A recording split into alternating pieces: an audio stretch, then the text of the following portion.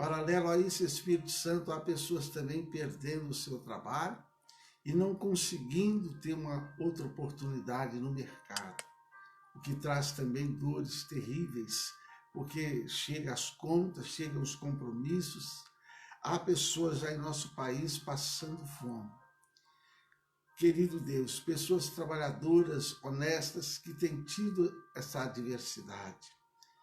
Então, Espírito Santo de Deus, que através dessa palavra na vida de Jó, vidas possam ser agraciadas, abençoadas, orientadas, em nome do Senhor Jesus. Meu Deus, nós vemos Jó confessando que o Senhor fez a ferida e o Senhor a sarará.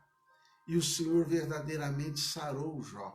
Que assim aconteça com pessoas que estão feridas, machucadas e que vão ouvir essa palavra, que elas recebam também o bálsamo, em nome de Jesus. Amém e amém. Graças a Deus, queridos, que nos dá a vitória. Bom dia, queridos, bom dia mesmo. Louvado seja o nome do Senhor Jesus. Amados, hoje nós estamos no capítulo 9 de Jó. Quando aqui Jó, ele confessa a justiça divina. Lembrando a você que veio sobre ele essas provas, atingiu sua família, atingiu sua vida material, seus negócios. Satanás, não satisfeito, depois lhe atinge a carne. Vendo aí os amigos, nós vemos aí o Elifaz repreendendo Jó, exortando Jó a buscar a Deus. Vamos ver Jó se defendendo, se justificando, no capítulo 6, no capítulo 7, no capítulo 8, aí foi a vez de Bildade, querer ajudar, querer consolar, e ele acaba atingindo Jó, né? Ele deu aí no Jó um golpe cruel. E no 9, então, o Jó, ele confessa a justiça de Deus. O versículo 1 e versículo 2 diz assim: então Jó respondeu dizendo, ele respondeu agora ao Bildade, dizendo: na verdade, sei que assim é, porque como se justificaria o homem para com Deus? Olha a pergunta, como é que o homem vai se justificar para com Deus? Como é que o homem pode ser justificado diante de Deus? Então, queridos, no capítulo 4, versículo 17, o Elifaz, ele disse assim: seria porventura o homem mais justo do que Deus? Seria porventura o homem mais puro do que o próprio Criador? Então, este foi o argumento que o Elifaz usou quando ele estava atacando Jó, culpando Jó, certo? Então, esse argumento aí que o Elifaz usou, queridos, ele volta à mente de Jó. Então, aquilo que Elifaz tinha falado com Jó, agora vem na mente de Jó novamente, certo, queridos? Só que, porém, de uma maneira diferente. Por quê, queridos? Porque o Jó, ele admite a sua natureza humana falha. A nossa natureza humana, queridos, ela é falha. Então, mas indaga a Deus sobre a possibilidade de o homem ser inculpável diante dele. Ou seja, o que quer dizer isso? Mesmo em constante luta pela integridade e retidão, o ser humano, por si mesmo, não produz obras capazes de defendê-lo diante do tribunal divino. Então, queridos, é isso que está sendo tratado aqui. Por mais que eu possa enfrentar uma luta grande, o que vai me justificar diante de Deus? Por mais que você possa ser uma pessoa boa, bacana, honesta, amável, praticando a palavra de Deus, como é que isso aí vai justificar você diante de Deus? Então nós vemos aqui que o tom da fala de Jó é de alguém que resistiu ao pecado e agora se sente injustiçado, incompreendido e abandonado. Ou seja, o que estava acontecendo aqui com Jó? Ele era fiel, reto, sincero, ele era temente a Deus, ele desviava-se do mal. E mesmo assim ele está sofrendo.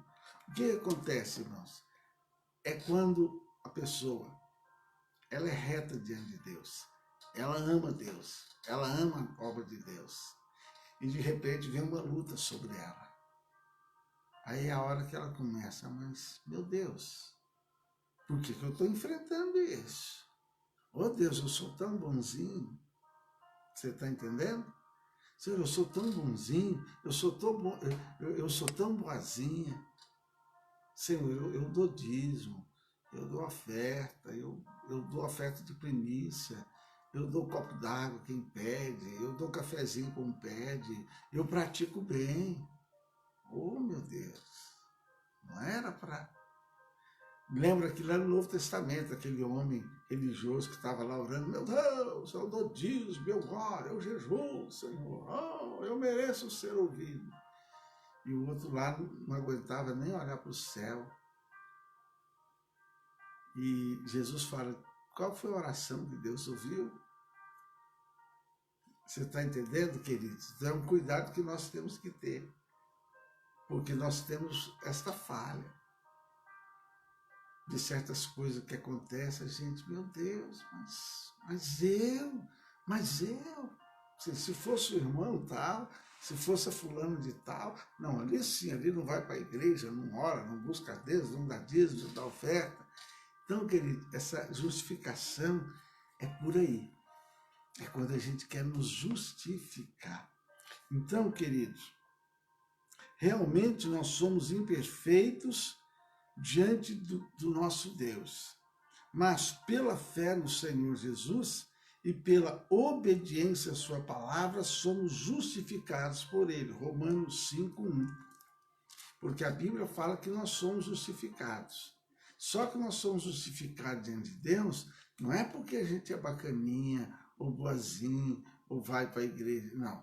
Nós somos justificados porque quando nós nos arrependemos, nós entregamos a Ele a nossa vida, nós o aceitamos como Senhor e Salvador, então o sangue de Jesus nos justifica, e não pelas nossas obras. Você está entendendo aí? É isso, queridos, que nos justifica.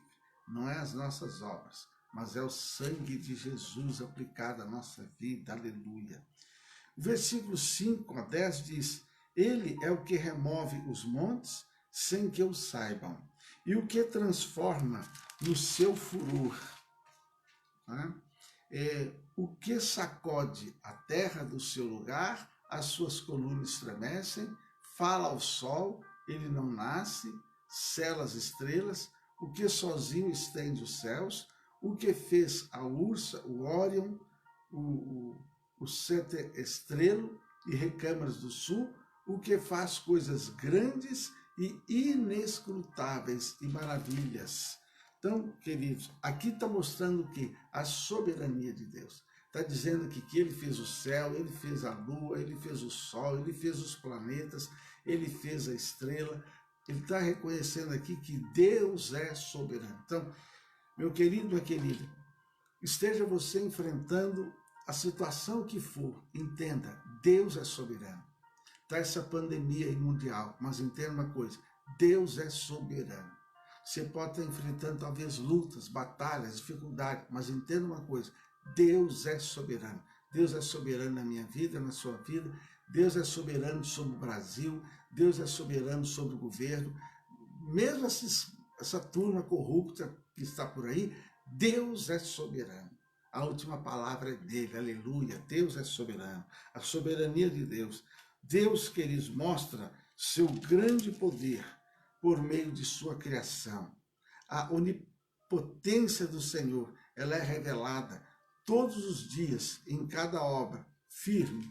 Você vai sair daqui a pouco para trabalhar, dê uma olhadinha para o céu.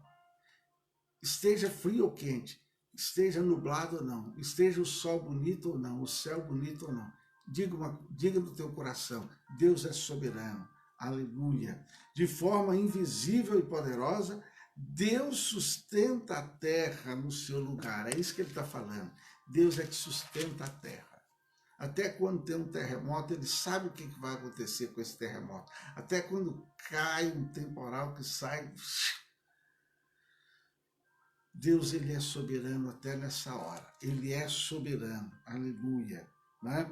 Como prova de que é Deus quem controla o universo, o Senhor fez pela fé de Josué as horas se estenderem a ponto de o dia se tornar extraordinariamente prolongado. Para Josué ter vitória, Deus segurou o sol. Olha o que ele fez. Ele, para aí, sol, fica aí, até Jó. No caso de Zedequias, Deus fez com que a terra voltasse para o servo dele ser curado. É isso que nosso Deus faz. Glória a Deus. Queridos, e o versículo 16 diz assim: dá ouvidos à minha voz. O Senhor atende à voz do aflito, ainda que esse não seja digno à sua compaixão. Diz assim: ainda que chamasse e ele me respondesse, nem por isso creria que desse ouvidos à minha voz. Queridos, se a pessoa decidir buscar a Deus, ele nunca a rejeitará. Pelo contrário, terá prazer em responder seu clamor, porém o Senhor nada poderá fazer àquele que permanece insensível à sua voz. Queridos, quando a pessoa toma a decisão, eu vou buscar a Deus, Deus também toma a decisão, eu vou te ouvir. Buscar-me-eis e me achareis, quando me buscar de todo o vosso coração. Clama a mim e eu vou te responder, coisa grande e firme que você não sabe. Querido Deus e Pai, eu estou encerrando aqui esse momento dessa palavra, dessa mensagem. A vontade, meu Deus, é de continuar falando aqui do seu amor, da sua graça, do teu poder, da sua soberania. Quantos textos da palavra de Deus nós vemos que o inimigo decretava o fim de Israel, decretava o fim de Jerusalém, o fim de Judá, o fim de Davi, o fim de tantos reis. Parecia que ele estava num beco sem saída. Como nós falamos aqui, se fica o bicho come, se corre o bicho pega. Quantas vezes nós vamos ver na Bíblia teu povo de Israel, servos do Senhor, em situações assim, mas de repente o Senhor agia com a sua soberania e mudava tudo. O Senhor foi capaz de parar o sol para que Josué vencesse uma guerra. O Senhor foi capaz de voltar à terra para que o rei Zedequias ficasse curado. Assim é o Senhor é soberano, o Senhor faz todas as coisas como lhe apraz, o Senhor é aquele que ouça a nossa voz. Pai, nós vamos continuar agora em oração, buscando e falando com o Senhor, apresentando a Ti as necessidades do nosso coração, da nossa alma, do nosso corpo, do nosso espírito, as nossas necessidades familiares, emocionais, materiais, físicas. Inclina teus ouvidos, ouça a nossa oração, ouça nosso clamor, dê paz, dê graça, dê vitória, em nome de Jesus. E que o amor de Deus Pai, a graça do Senhor Jesus Cristo, a comunhão gloriosa do Espírito Santo, seja com todos vós hoje e sempre. Amém? Olha, um beijo no teu coração. Não esqueça de compartilhar essa palavra, porque tem muitas pessoas aí precisando entender que Deus é soberano, que Deus as ama e que Deus tem vitória para elas. Glória a Deus. Receba a tua vitória neste dia.